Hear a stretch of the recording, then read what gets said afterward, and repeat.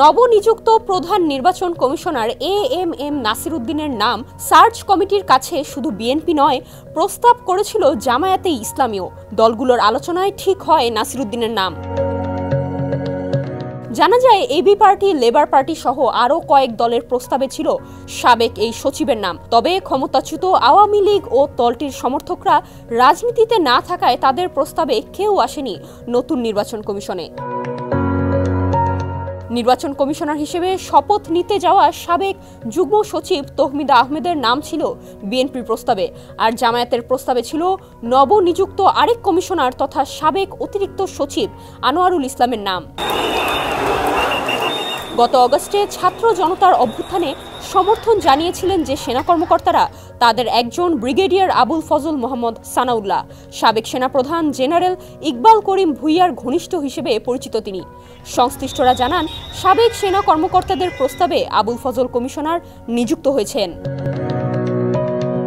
আরেক কমিশনার আব্দুর রহমানেল মাসুদের নাম কোনো রাজনৈতিক দলের প্রস্তাবেই ছিল না। জানা গেছে, ডক্টর মোহাম্মদ ইউনূসের অন্তর্বর্তী সরকারের দিক থেকে এসেছে সাবেক এই জেলা জজের নাম।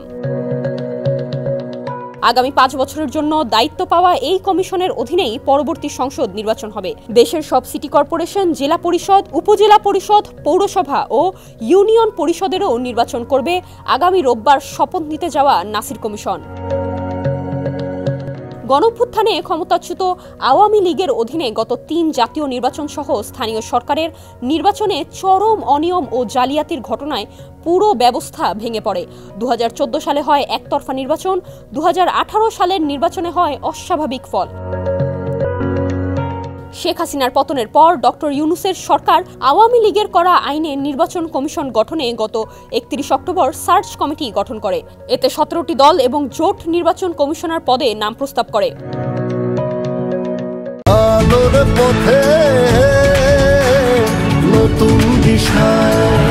বিএনপি যে 10 জনের নাম দিয়েছিল তাতে সিইসি হিসেবে নাসির উদ্দিন ও সাবেক সচিব শহীদুল ইসলামের নাম প্রস্তাব করা হয়েছিল। 8 জনের নাম প্রস্তাব করেছিল সার্চ কমিটিতে জামায়াত। ডেস্ক রিপোর্ট, সমকাল।